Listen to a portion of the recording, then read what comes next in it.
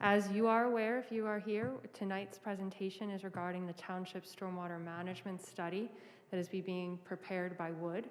We are joined by two representatives from Wood tonight that will be giving our presentation. Ghazal Mutlaq, the Associate Civil Water Resources Engineer for Wood, and James Barbas, who's also a Civil Water Resources Engineer, will be providing the presentation. Tonight we will get an overview of stormwater management in the township with a focus on the Huntingdon Valley Shopping Center neighborhood analysis that will be dived into the focus area which they looked at and the findings. So with that, I just want to go over some of the logistics for tonight. This is a hybrid format, so for comment, we are going to take comment first from individuals in the room and any questions they may have. At that point, we're going to move over to Zoom once they're finished. Please raise your hand and you'll be called in the order that your hand was raised. And then if we have time, we're going to move to the questions that have been submitted through the Q&A portal.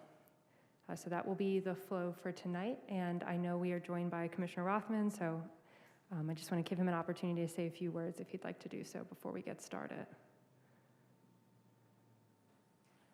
Yeah, thank you very much, Ashley, and thank you very much, Wood, and everybody else that's on the call this evening. I have been working with residents in the Huntingdon Valley Shopping Center for years now, and hoping that we can find some sort of solution for their constant flooding issues. I know that the individuals that had reached out to me many times had been very patient, and we've had some heart-to-heart conversations, and I wish that none of them had gone through this. I know that some of them are on the call. Others may be watching the recording afterwards. I appreciate the patience in the process, and please know that I've had your back from the start. These things unfortunately take a while, and I hope we're on the way. We're all going to learn a little more tonight. If anybody has questions for me specifically after this, I'm always reachable, so please do reach out. And I'll hand it back over to you all, and thank you in advance for the presentation.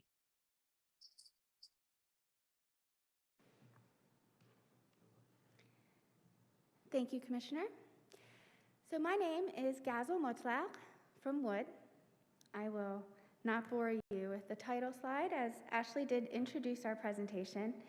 The project that we're working on is to develop a comprehensive stormwater management plan for Abington Township. And as a part of that project, we've assessed the past, present, and future program and challenges. And we also identified, we were given 2 flood-prone areas where we provided a study for alternatives mitigation for flooding. The agenda for today's meeting, obviously after introductions, we'll go over an overview of stormwater management. We'll also go over the stormwater management program in Abington Township, and then we'll focus on the Huntingdon Valley Shopping Center flood mitigation study that was prepared by Wood.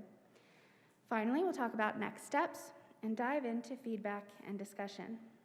With that, I will turn it over to my colleague, James Barbas, to go over stormwater management strategies employed over time. Thank you. I'm just going to give a quick overview of stormwater management study strategies that have occurred over time.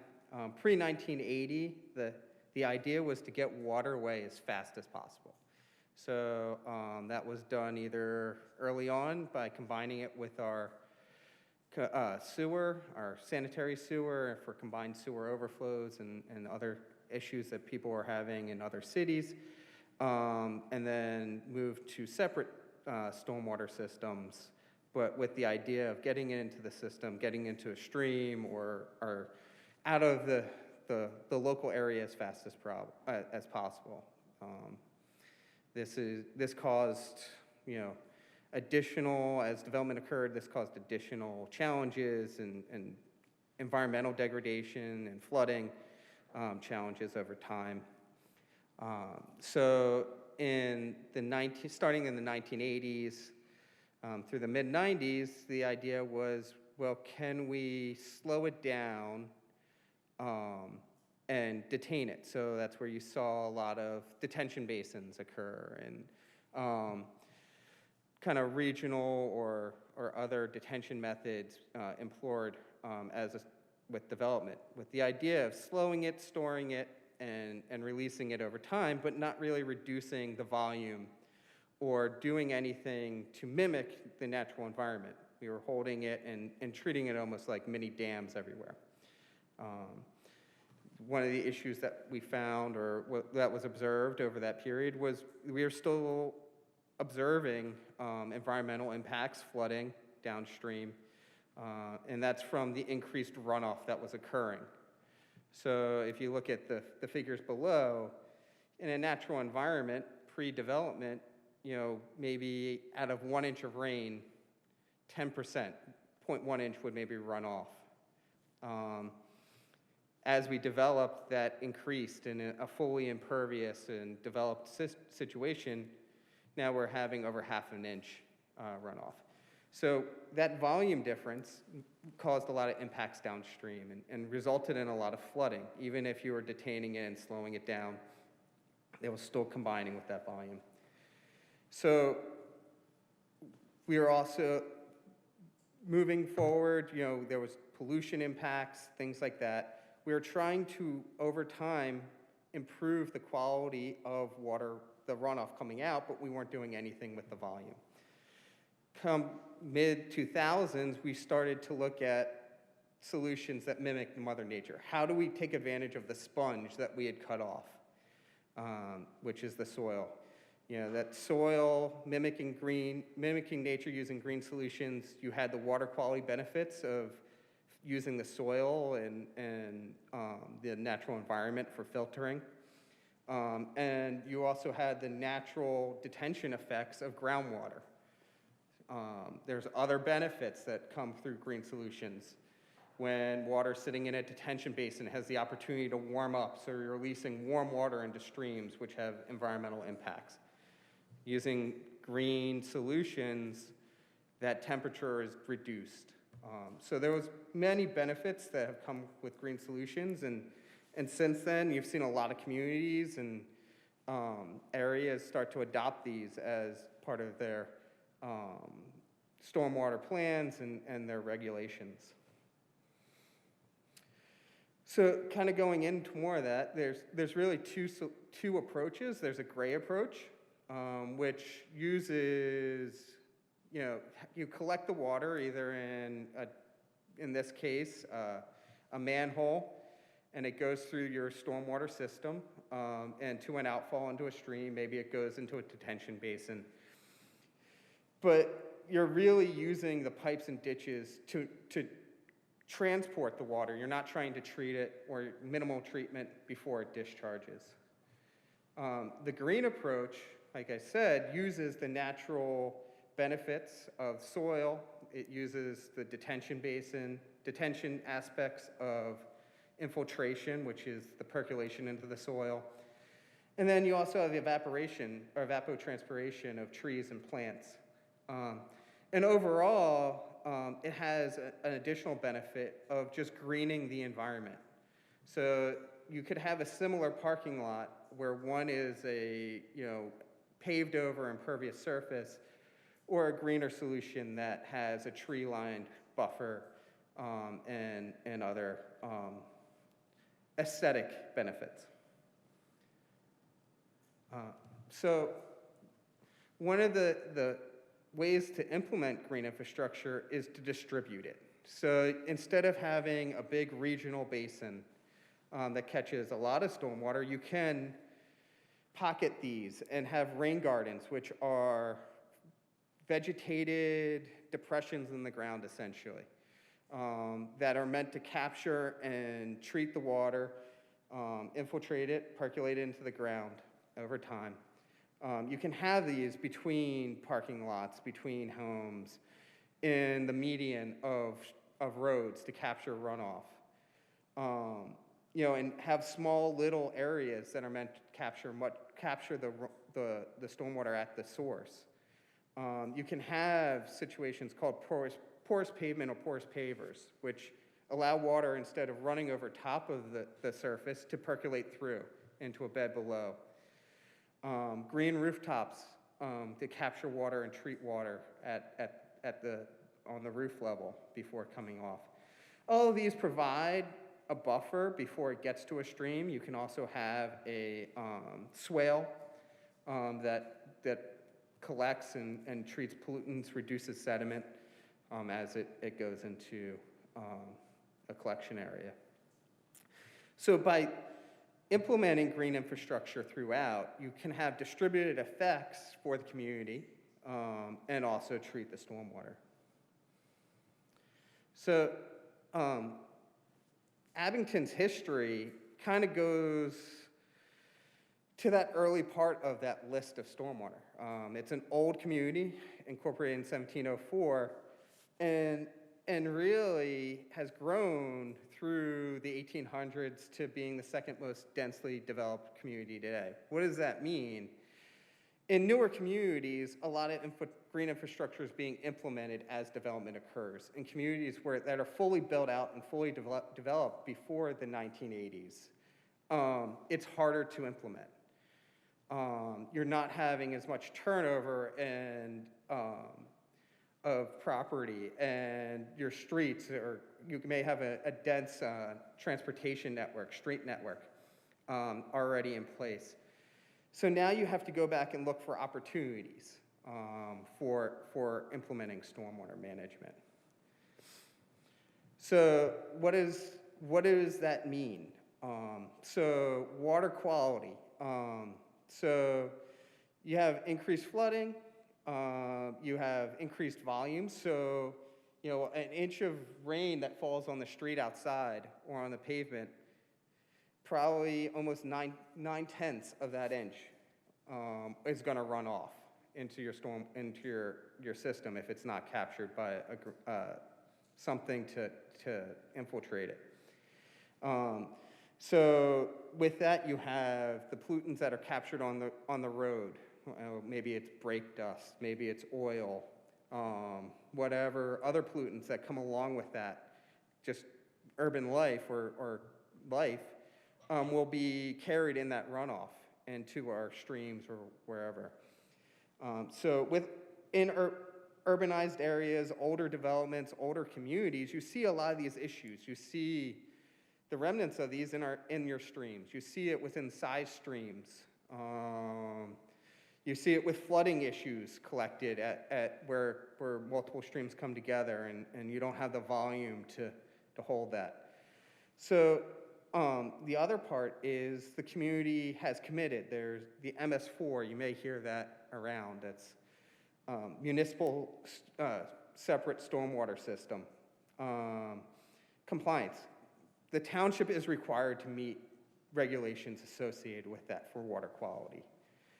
So, you know, as part of that, that's why the study is going on potentially to work with that. But also there's compliance that the township is responsible to report on how they're managing that. The rain garden or the rain barrel initiative is one example.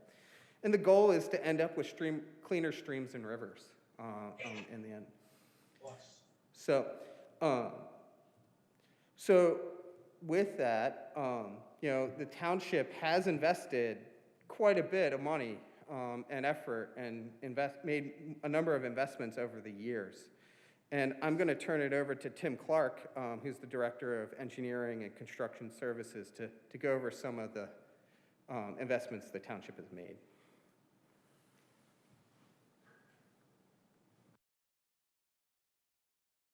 Thank you, Ashley. If you could move on. We have been performing storm work for as long as I can remember, 30 plus years. This is just a few of the recent projects completed.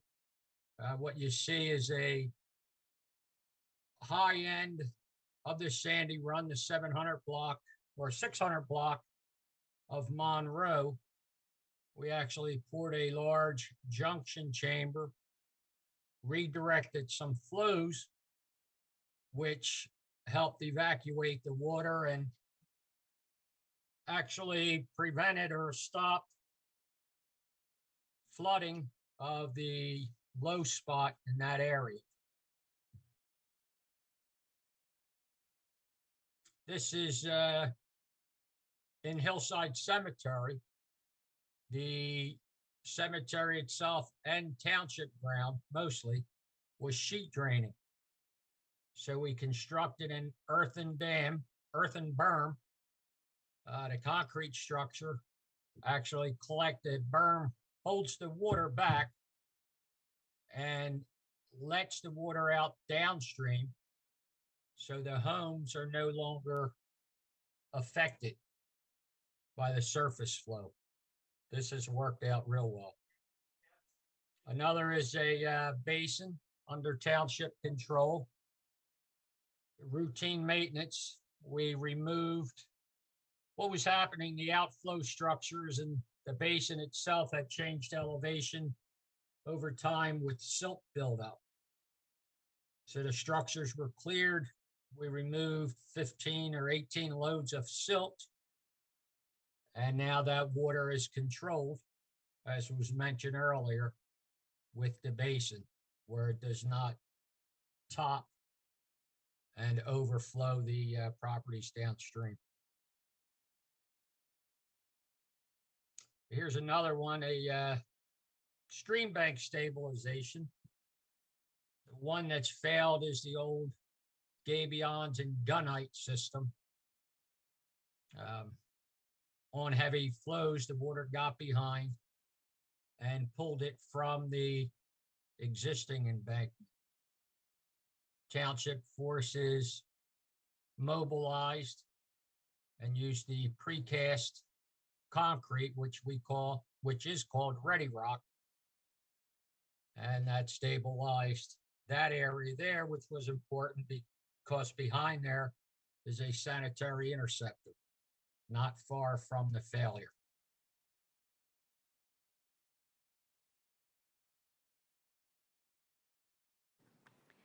Thank you, Tim, for speaking about some of the current or some of the most recent projects in Abington Township. Those are great examples of what Abington Township continues to do to maintain their compliance with their stormwater regulations, but also to ensure the safety and reduce flooding in the neighborhood. As part of our study, we assessed the current stormwater program in Abington Township. We identified key program activities and associated budgets. Some of those activities, as you see on the slide here, include system design, construction oversight, compliance, obviously, with those mandates and regulations. But they also expand to include system inspections, obviously master planning, disaster recovery, incident management, the general operation and maintenance of the entire drainage network, but also long-range planning, customer service, administration, and finance. All the pieces that keep the township moving and keep the water flowing out of it. Some of those water quality mandates that the township is working to maintain their compliance for is the Clean Water Act, specifically the discharge permit with the MS4, as well as the total maximum daily load allocation for pollutants of concern throughout certain watersheds in the township. Current water quality programs in Abington are significant. They include everything you see here: pollution prevention measures. Obviously, we're out here doing public outreach. There is a Wissahickon total maximum daily load plan, as well as, you got your inspections, ENS control, of course, post-construction management. These are all pieces that keep the entire program moving together to ensure that it's working effectively and it meets its goals. Based on our assessment in fiscal year 2020, we assessed that the total personnel, direct, and capital costs for the township were roughly $1.5 million, specifically to stormwater. And in addition to that, there were water quality investments, specifically for the TMDL, that total maximum daily load, The PRP is the Pollution Reduction Plan, and the PCM, Post-Construction Management. So that's another $330,000, as you see. So with that, I want to dive into the flood-prone area for the Huntingdon Valley Shopping Center.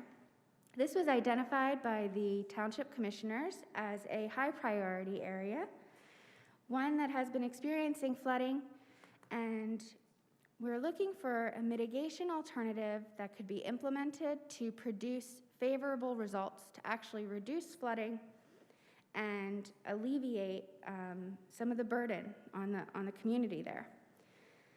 So we started out by going out and getting a survey.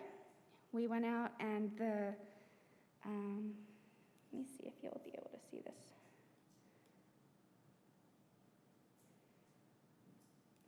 So as you see here, these lines, the blue lines leading out to the purple, these are the sewers, the trunk lines, if you will, that go through and enter into the Huntingdon Valley Shopping Center area where flooding had been identified. So the area of concern that had been identified by the township is inside my little laser pointer here. So we went out and did survey. We identified the lengths of those pipes, their inverts, and we created a model. As you can see, this is the visual aid to that model. And in this system, there are nodes and there are outfalls and junctions. The points of assessment were J1, J2, and J3, directly around this area of concern. But obviously, this whole area did have to be assessed in order to determine how much flow was entering and the timing of that flow. We evaluated multiple scenarios for the model as mitigation alternatives. The first alternative was to upgrade the system capacity. If we increased pipes, either through these reaches or exiting this reach. Another alternative we considered is regional stormwater management. Now this goes back to some of the options that James talked about, where you detain the water. You look for an area to hold a bunch of water, and it tries to keep it out of where you're flooding, and then you release it slowly after the event. The third alternative was green stormwater infrastructure. And to the talking points that we've gone through, green stormwater infrastructure is applied closer to the source of flooding. It can manage less, but it's closer to the source, so the water doesn't have to travel, and you only have to manage what's there in that location.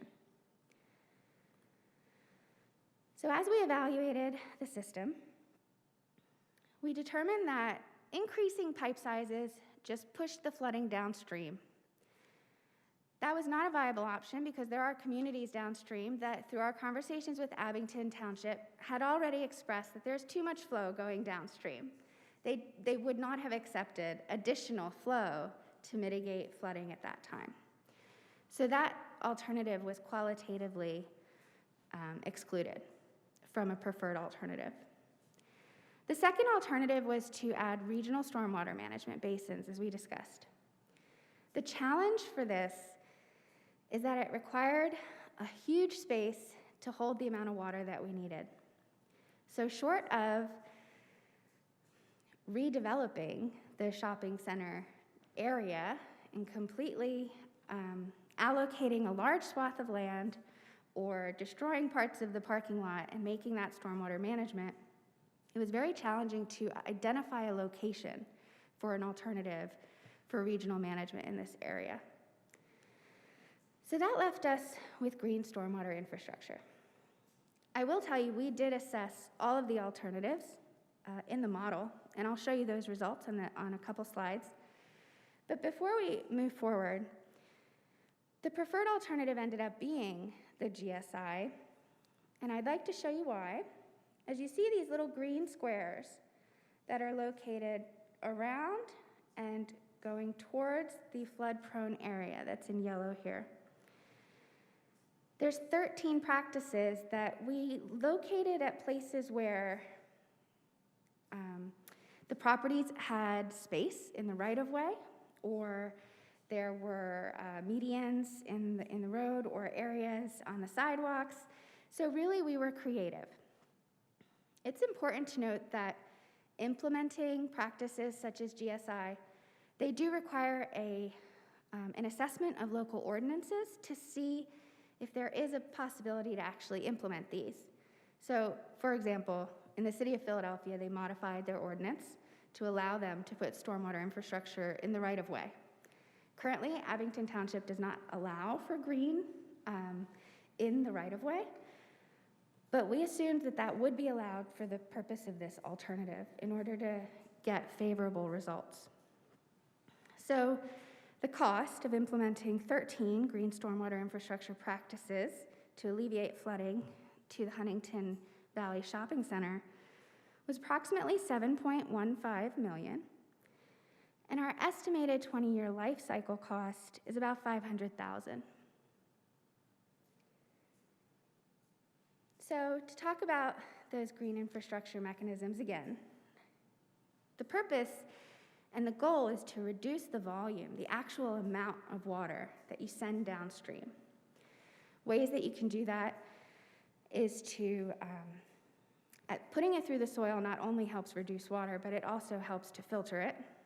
The vegetation itself drinks the water, evaporates the water, and both of those provide pollutant removal, as well as that volume reduction. So there are multiple benefits for all of Abington's programs. I also wanted to show you a few examples of green stormwater infrastructure. This is a tree pit. In the center here, you've got a rain garden. On the right, these are traffic control berms that have been used to modify traffic where they want to slow people down. And it was also able to significantly reduce flooding in that neighborhood. As well as here, you see a rain garden, a linear rain garden with curb cuts to allow that sidewalk flow, and also it would allow flow from the roadway. And here you have a bump out where the intersection was modified to produce this green space to collect the water. And it also helps with traffic control and other goals within the community. Additionally, some more examples. I just wanted you guys to see what some of these look like. On the top right here is another rain garden, and the left, I believe that's another rain garden as well. In fact, the first three on the left are, you've got the bump out again in the middle on the bottom, and similarly that curb cut on the bottom right. These are features of GSI. It's important to kind of see them so you don't think like the curb's broken or, that was unintentional. These are intentional modifications that have been made to leverage the use of these soils and plants and stone to hold water, drink water, and reduce the amount of water that we send out. Additionally, you'll notice the size of these practices. They're fairly small in comparison to a large detention or like a large basin, right? You can do smaller mitigation techniques and localize them to where the flooding begins so that you're not sending it downstream. So we're back to the results. And I did promise you I ran all three alternatives. So you see alternative 1, alternative 2, alternative 3. It's important to note that in the model, obviously the model is not perfect, it's a model. But alternative 3 with green stormwater infrastructure was able to bring us down to 0. So negligible flooding to the 100th of a foot identified along our system, specifically at junctions 1, 2, and 3. We reduced the volume, so 0 volume at the surface, 0 flooding depth at the surface, at the roadway, and obviously a 0 flow rate at the roadway.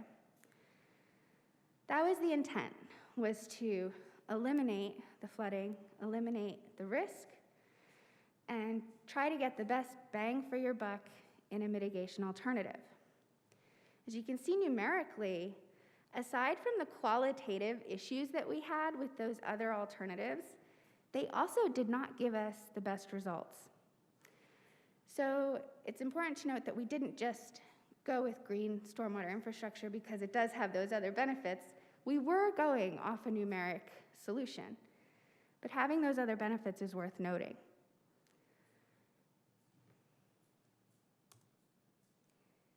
So the takeaway, when we do a study and we identify a path forward to help alleviate a problem and mitigate flooding, there are a number of steps that go into the planning, design effort in order to actually get a project constructed. So this figure is designed to give you an idea of some of that process. So starting with a desktop as-built analysis and a utility conflict detection, you could do a lot of planning and siting on the desktop level and through community collaboration, identifying other community planning goals, like I mentioned, traffic reduction or certain areas where you wanted to add trees, or maybe you want to reduce trees or a different type of vegetation. You could combine goals, and if you're having road work or other work within the right-of-way, you could also combine your goals there. As James said, the purpose is to find opportunity, because in a built-out environment, those opportunities are few and far between. You're not always redeveloping, you're not always tearing stuff down, so it is important to identify where you have good opportunities to put practices and then good times to actually implement them. From there, once a prioritization has been developed, you can go into actual design.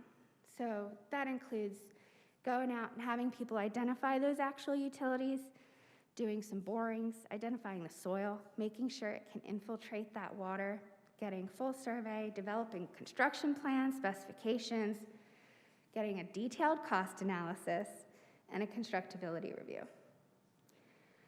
From there, the goal is to obviously take credit for what you're doing. You want to show that you've reduced pollutants, that you're managing your assets, and you have your standard operating procedures, but also executing your operations and maintenance and your regulatory requirements.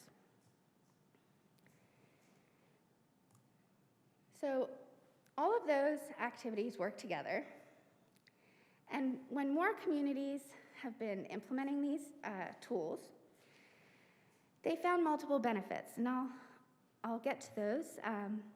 But it is important to note that many of the older communities in the Northeast have been applying this approach mainly because they don't have as many opportunistic areas for stormwater management, and managing water closer to the source provides a lot of benefit.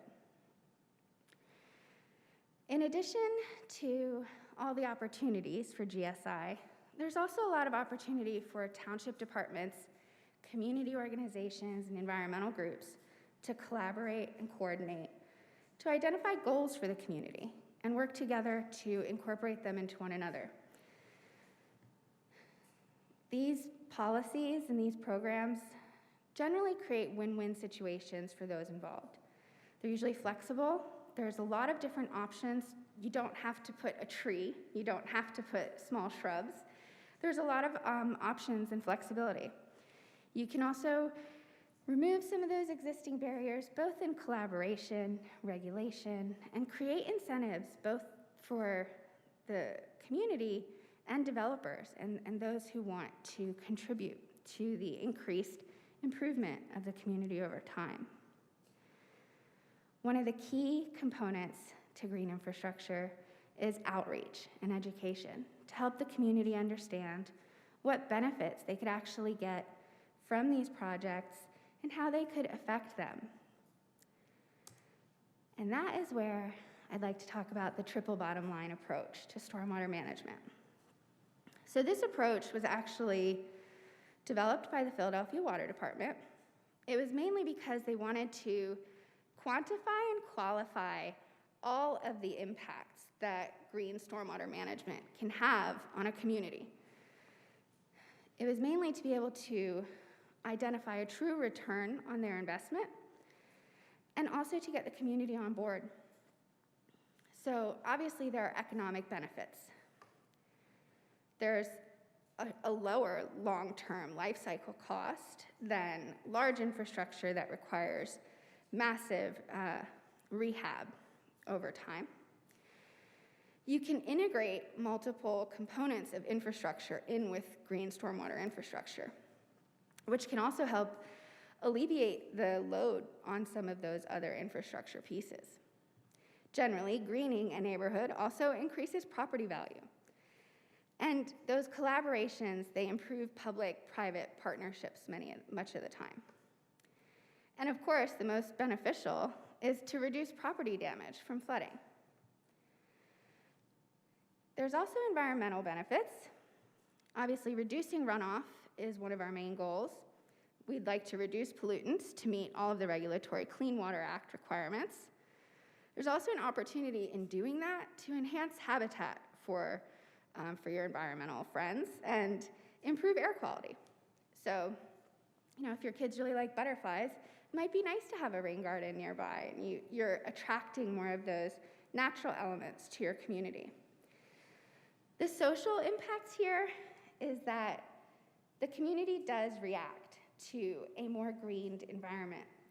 It also affects traffic. Like I showed you, you can modify traffic patterns by using some of these tools. The aesthetics obviously instill a sense of pride. And one of the components that Philadelphia Water Department had taken away from this was that they actually found a reduction in the, I'm not sure if it was specifically a reduction in crime, but there was something in the triple bottom line about people feeling more instilled pride about their community and wanting to keep it safe and wanting to keep it clean. And of course, there's opportunities for education and outreach.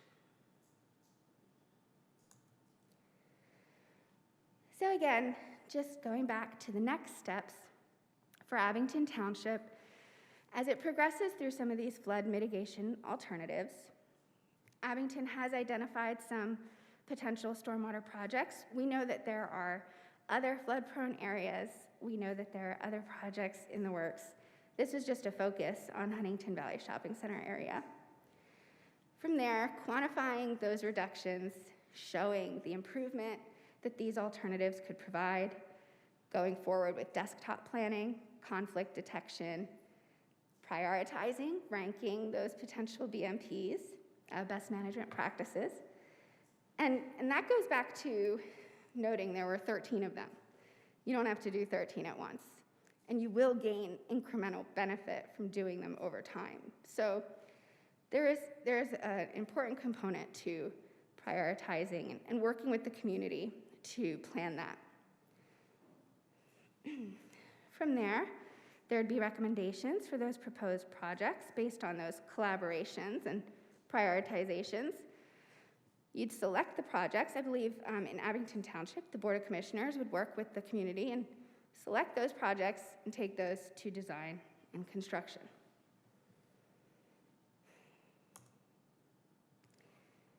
So this takes us back to this slide where we show you that this box is the first box is where Abington Township is currently in these projects. Still working on that desktop analysis, identifying benefits, and potentially moving towards township-wide studies and also identifying future goals. They'd continue, obviously, along this path to implement programs to actually execute this mission. The main goal, though, is to create a stormwater program that helps to mitigate flooding, meet the need of the community in obviously more than just one location. And the entire program itself would combine with all the efforts in multiple locations throughout the township to provide this overall stormwater program. So, thank you all for your participation today. And let's take this opportunity to discuss if there are any questions.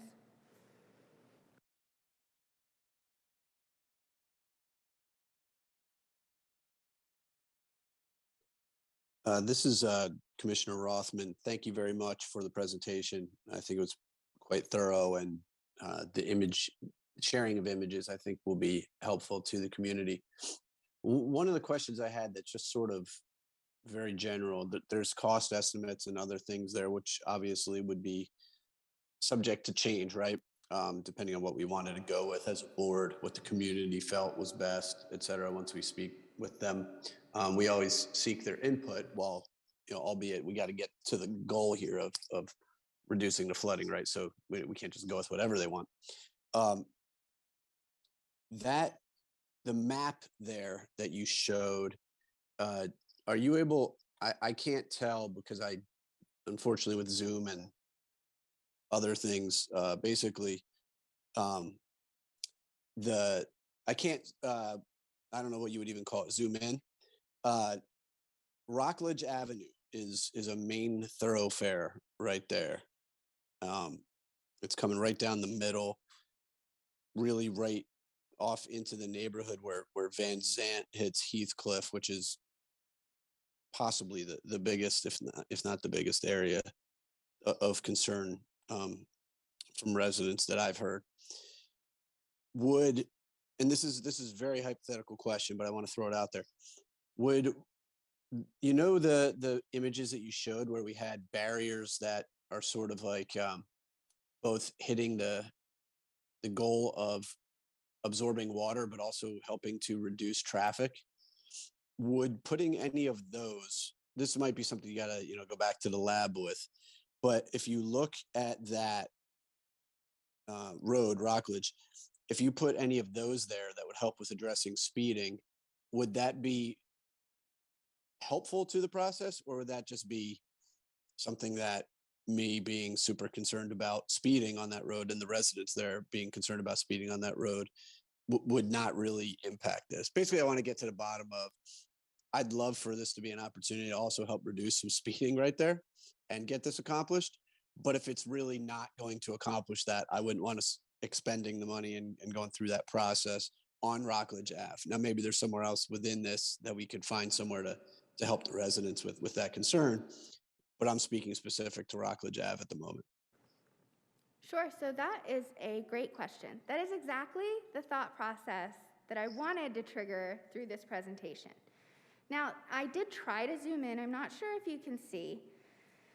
The one challenge with, okay, I lost my zoom in. Okay. So you're fine. The one challenge with Rockledge Ave and this particular flooding scenario is that there is only two locations where this trunk line crosses Rockledge Ave. So you have a really limited location where you could immediately put this. However, there are always opportunities to break up the flow of drainage and to modify the drainage pattern to suit your needs. And that can easily be done by those bump outs and those traffic calming measures. So your thought process is spot on. Yes, you likely could, but probably not through the entire length of Rockledge, at least not to only benefit this area. But there's potentially other benefits that could give you for other drainage systems that we didn't model, right?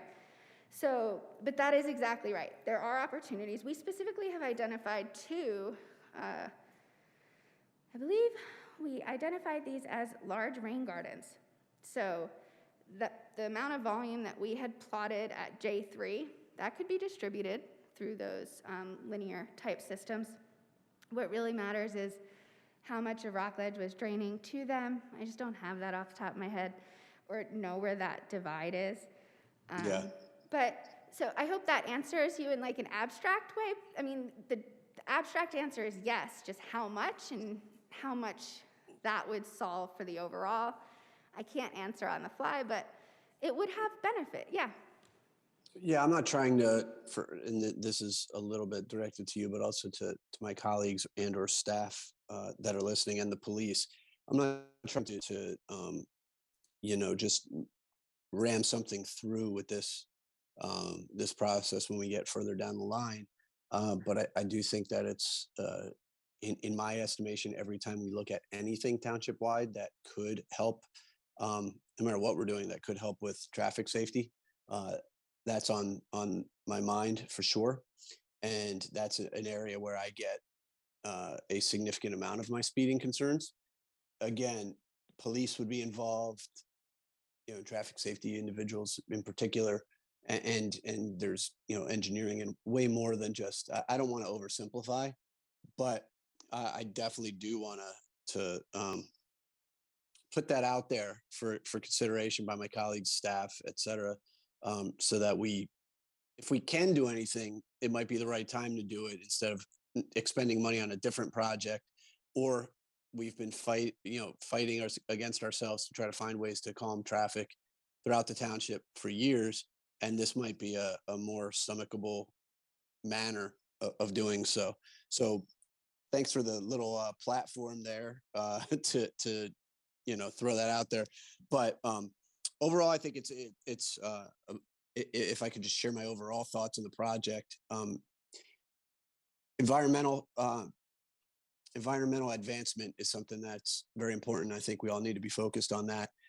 And obviously the goal here is, in my opinion, the goal is to reduce the chances of flooding. Who knows what could happen in the future? But if we're looking at numbers and some of them show there's almost no chance of flooding being an issue, obviously things can happen, rather than other stuff that could still be a big problem. One flood is enough to cause major damage or cause people to have to address their whole home. So I'd be an advocate for the most aggressive approach. But I'll stop talking and let others ask questions and all that.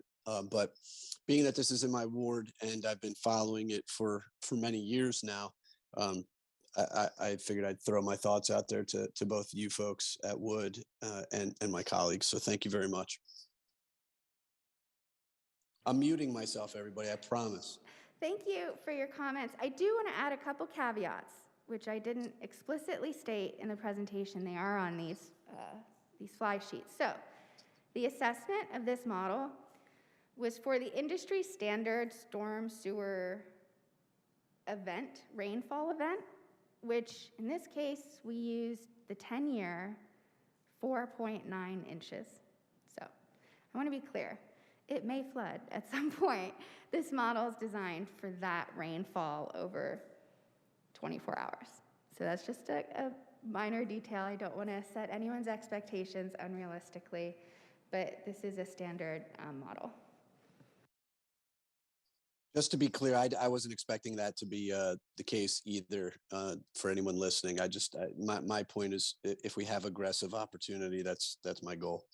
Yes, no, I'm glad you pointed that out. Thank you.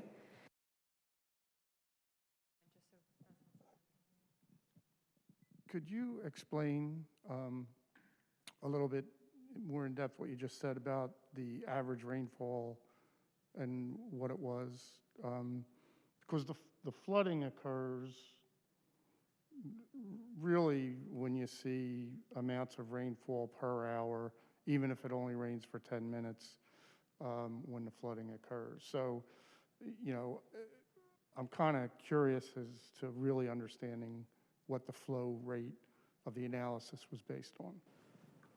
Absolutely. So I think the most helpful column to compare, instead of rainfall, because that's hard to capture, that rainfall is a standard design basis for storm sewer networks.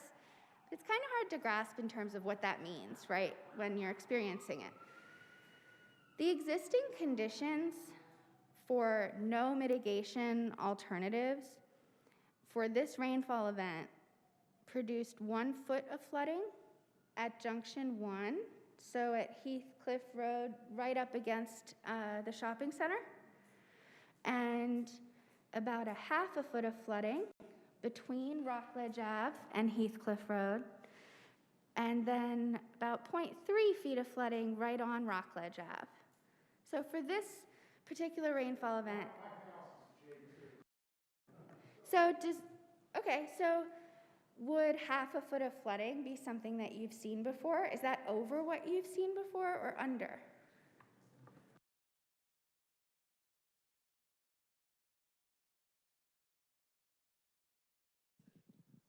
as much as 4 feet in the street in a torrential downpour, which results in about 8 inches in my backyard.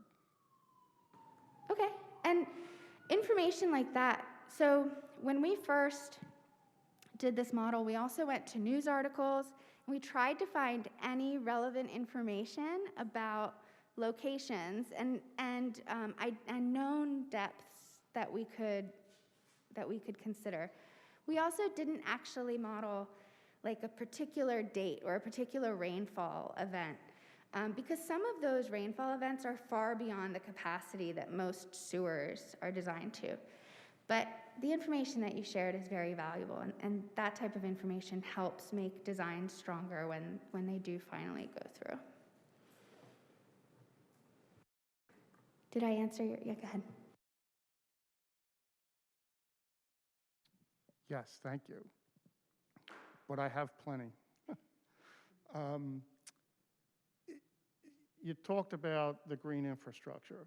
Now, Rockledge Road, there's only parking on one side of it. It's a fairly narrow street. There's a huge shopping center right up top. So I'm kind of curious as to, you know, off of the pictures of things that was already developed, is there space to provide that impact within that particular area? So our assessment assumed mainly tree pits using proprietary storage under the tree pit, which is admittedly not cheap, but the most compact option that was out on the market when we did the study. So the amount of volume that we're showing that you could store at like the green node is what we found you could fit based on an aerial image and what we know about that product to say you could hold X amount of cubic feet in this, and that was factored into the model. So based on what we could originally see without having done utility conflict detection and actually drilling to make sure the dirt would take the water, we have identified that the spaces exist for these practices sufficient to hold this much water.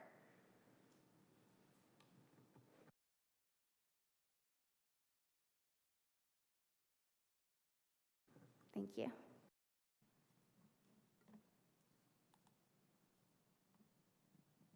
Okay, so Hurwitz, you're unmuted.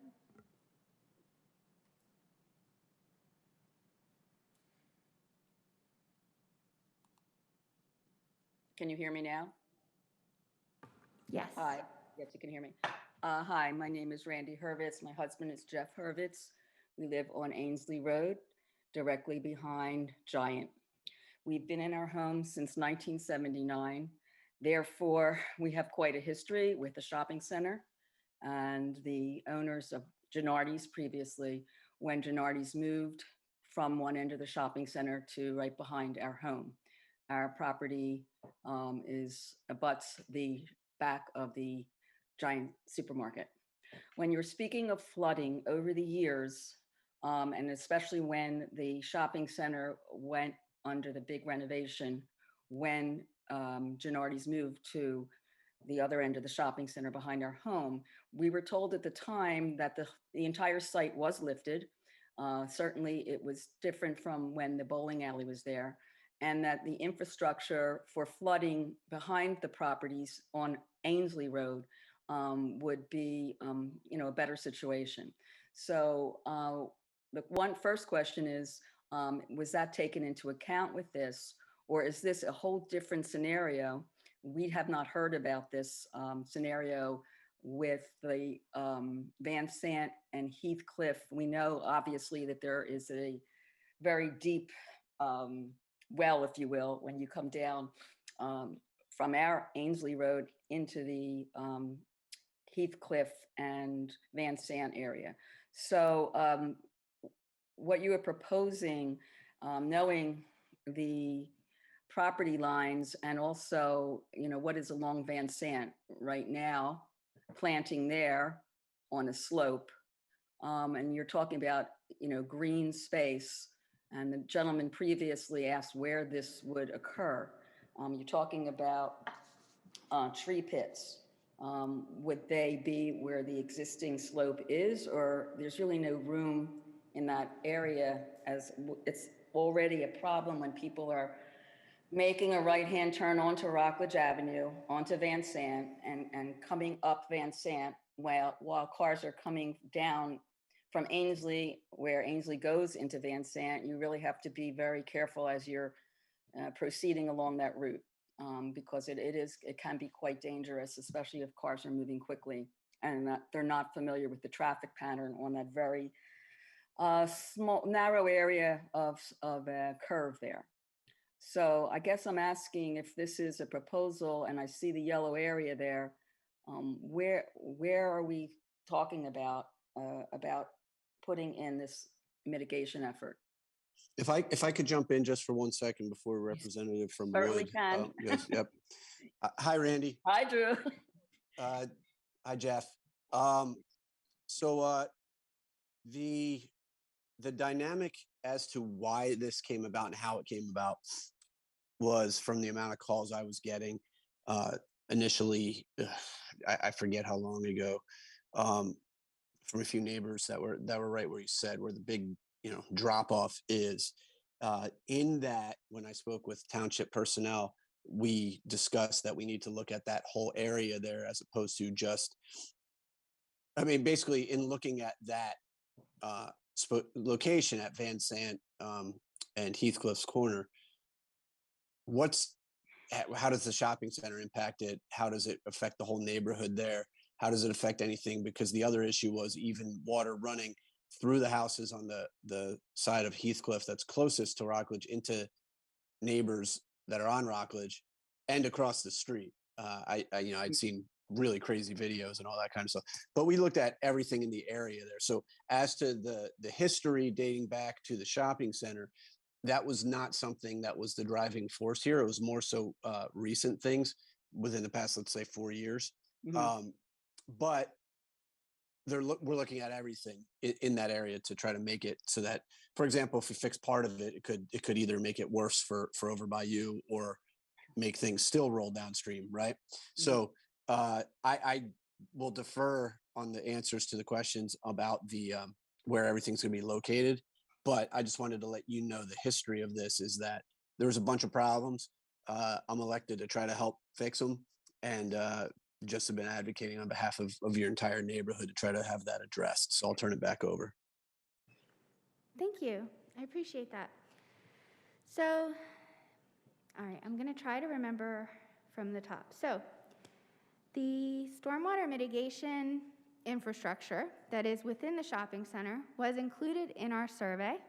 Mm-hmm. As you can see, the lines do start in the parking lots of the shopping center, and we did account for the storage that is provided within those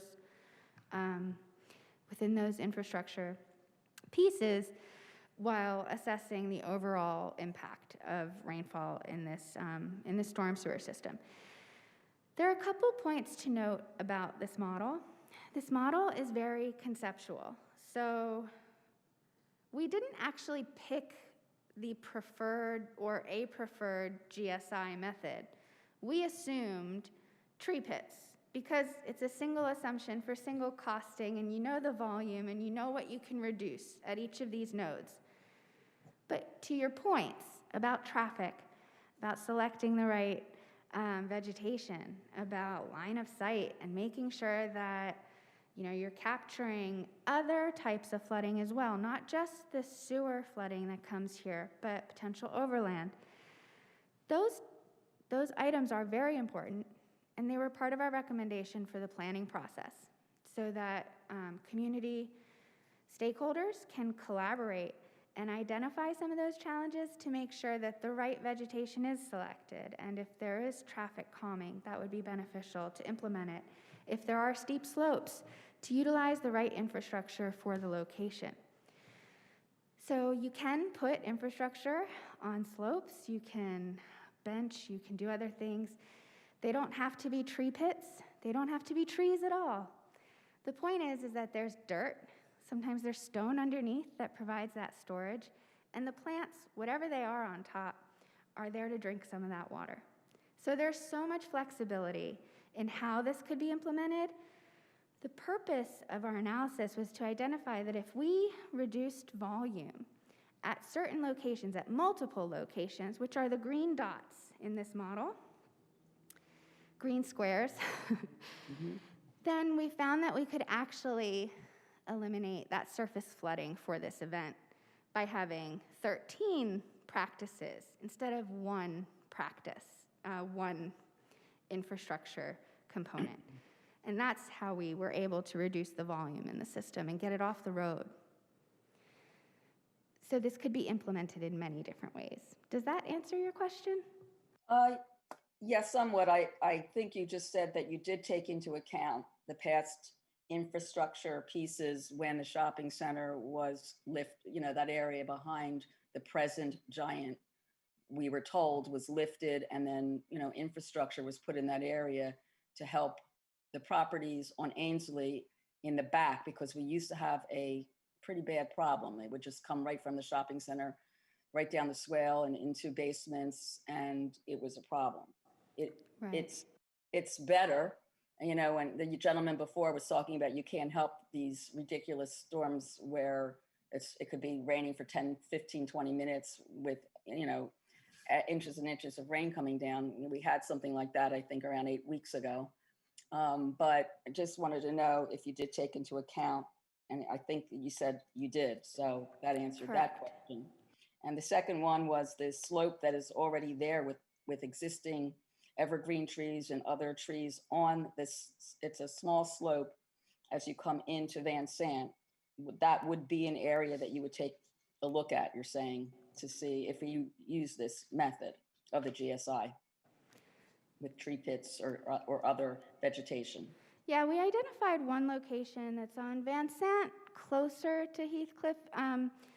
Our area of concern, the yellow shape, was provided to us. So that yellow shape could likely be extended if there are other areas, or if the concern goes farther, and you could increase mitigation, right? But the area, as you go up Van Sant, I believe that drains in a different direction at some point. So, so it's just a matter of making sure that in the final design, you're encasing the area of concern, identifying those problems for the community, and working within the area that drains in the direction you want to go, and trying to capture water on the way. Okay. So Excuse me. go ahead. I'm sorry. This is Jeff Herbert. I want to ask you a question also, Randy's husband. Did you just say Scott Park will be utilized for that purpose as well?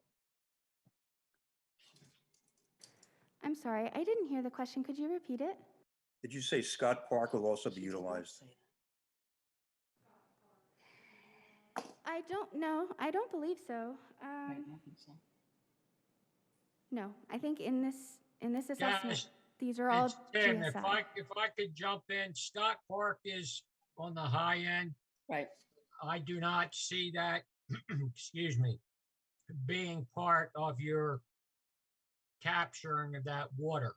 Right. Okay. I'm just trying to familiarize guys with Scott Park.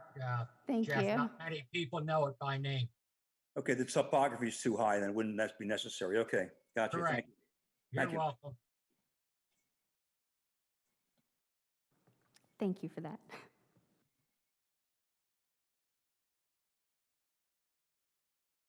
Did you have any further questions, or can we move to the next? That's fine. I appreciate the time that you put into this. Thank you.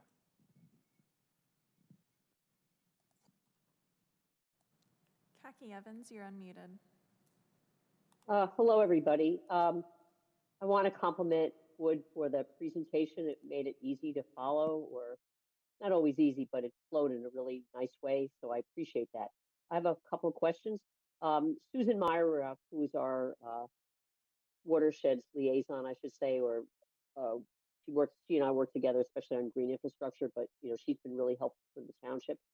She wasn't able to be here tonight. Is it possible to get a copy of the presentation slide deck as well as the recording, especially in the next couple of days, so that we could share it and discuss it at our EAC meeting next Wednesday evening. Also, I saw that, and by the way, we're just really happy that you're pushing green infrastructure because, as you know, we're big fans of that, and for many reasons.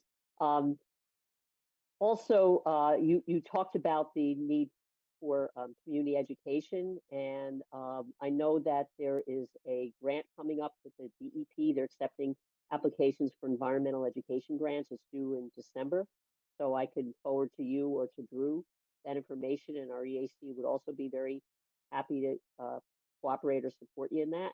I'm envisioning at this point, maybe it'd be great if we could have a really collaborative community design charrette to sit down and involve the neighbors and other segments of the community, to look at, because I don't think you laid out, unless I missed something, the types of green infrastructure that you want to do, and it really should be from all of us that what we want to do, and might help with calming traffic and other things. And I love that you had the Philadelphia Water Departments. You obviously used best practices, and that was great. And are you aware that the county has a climate change potential vulnerability analysis where you can zero in on neighborhoods? And one of the factors is flood risk. And I can also send that to Drew or whoever you guys tell me to send it to. And last, are there any parking lots that are involved? The county also has a wonderful, it's called Sustainable Green Parking Lot Guides that talks about obviously green infrastructure. And are you able to do that? Or if you guys would like to come and present at our EAC meeting, that would be great. And that's a lot, so I can keep going on, but thank you for your presentation. Thank you. And can you answer my questions? Yeah, I think I'm going to try to remember, and if I missed anything, we can go back to it. So Sure. starting off, I believe Ashley mentioned that the township will be putting out the recording and the slide deck. I believe that It could take a while to get that. I don't know, but I'm just saying, could we get it? Could we get it in the next couple of days? Okay. Hi, Kaki, So it's we could look at Ashley. it before our EAC. Sue did reach out to me, so I will, touch base with her on what information we can provide. Okay. Certainly. Great. Thank you. okay, let me try to recap. So you are correct. We did not identify what type of management would be best for these areas. We just identified that management would be beneficial to some degree for volume reduction. We do work with the City of Philadelphia and New York City. We've done a lot of green stormwater infrastructure design. The parking lot question that you asked, it's an interesting question because in this area, it seems like all the parking lots in the shopping center, short of the one on the northwest, although it drains, they have management. So there could be GSI management, right? But they have subsurface detention. So we did not look at those because there's also no ordinance for like a public-private partnership to go tear up their parking lots and make them do a new one. So we only stuck to going into the right-of-way for the purpose of this analysis. But you do make a good point. There's other opportunities in the community to create incentive or opportunity for greening and reducing some of that volume. What did I miss? Just about the Montgomery County, their resource. I don't know if you guys looked at that. I can give you the information about that. I think but you can actually zero in. Yeah, so I think that there is a email located at the end of this presentation, and sending information. I think you mentioned a grant as well. It's a small grant. Yeah, it would be great to send along to the township so that they have this information. Okay. Public comment at abingtonpa.gov. I think that's the best way to make sure that the township gets what you're talking about, and I think those are great opportunities as well. Sure. Thank you. Yeah.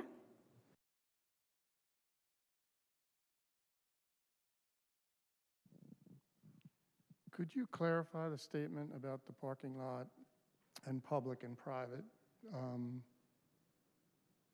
They allegedly had water mitigation, but you didn't study any of that? So what we did was we surveyed what is existing. So if it exists, we included it in our model. So whatever led to how big those are or why they're there was not included in our assessment. But those subsurface systems just hold water.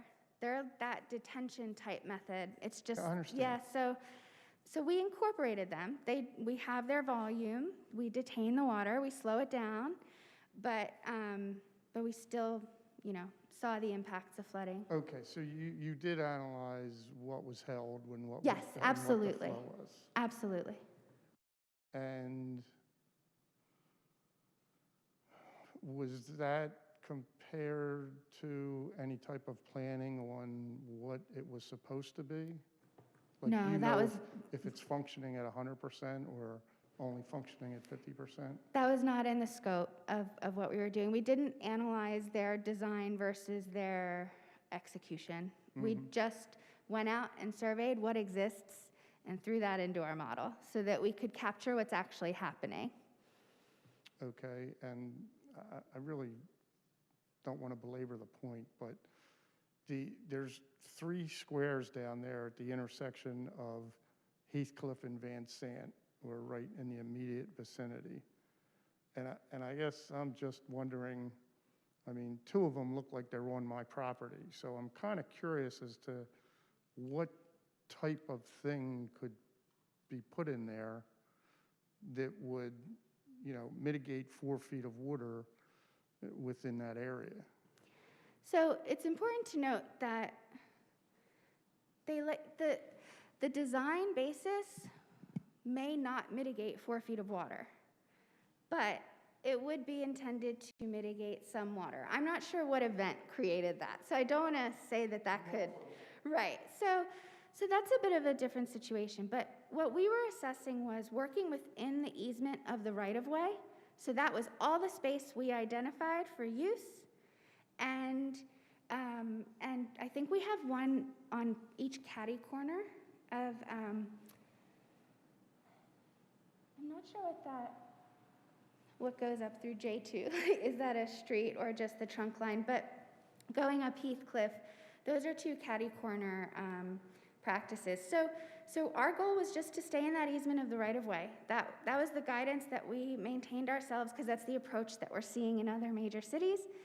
And like I said, there requires future ordinance review and community engagement to provide a mechanism to even implement this, because there is currently no ordinance that allows the township to put these practices in the right-of-way. What we did was we used industry standards to see if those standards were applied, what could we do? Thank you for your question.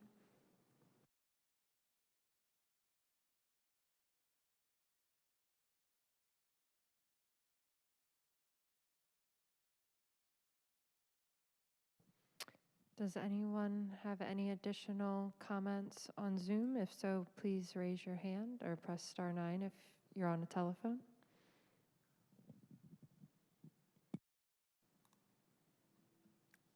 John Spiegelman, you're unmuted. Hi, thank you. Thank you very much, Ashley. I just want to say, I want to thank the folks from Wood for an excellent presentation. It was comprehensive and very easy to follow. I just wanted to echo earlier comments by my friend and colleague, Commissioner Rothman, about the benefits of when possible and legitimately feasible, getting a 2-for-1, something that mitigates the persistent township-wide problem of speeding, excuse me, while also offering to be part of a green stormwater management infrastructure. Just one question regarding your comment about that this was, I believe, scaled for the 5 and the 10-year storm, and you can please correct me if I'm wrong about that. Is the overall plan scalable upwards? Only because I feel like and maybe this is just sort of perception or the things I hear about that we all hear about as commissioners. But I feel like, the 1,000-year storm has become more like the 10-year storm. The 500-year storm is more like every 5 years. And the 100-year storm is like once every 3 months. So I was wondering about the scalability of the green infrastructure plan you presented. Sure. It was the 10-year, 24-hour storm, which was 4.9 inches distributed over that 24 hours, center peaking. So half of your rainfall happened in the first 15 minutes or so. In terms of scaling, it's important to run the model to check timing, right? Theoretically, sure, you could say you'll hold twice as much volume with twice as large of a system, but a rainfall event of twice as much will not respond exactly the same as a twofold scale. So for that's where models are so important. One component that we recommend to the Township of Abington is to create a township-wide model that includes all storm sewers and overland. So you could see the interaction of both. You can identify an area, and you can start to play with it, make changes, conceptually identify opportunities, and then chase them down. So you are right. You make a very valid point that storm probabilities are changing as rainfalls change. So even if they're not quite as drastic as what you said, they're still more frequent without a doubt. The data does support that. And so I think resiliency is an important component to incorporate into the future planning if the township does move forward with implementing these practices. I think that's a great point. Thank you so much. And again, really, I love the presentation, extremely useful and informative. So thank you for all your work on this. Thank you.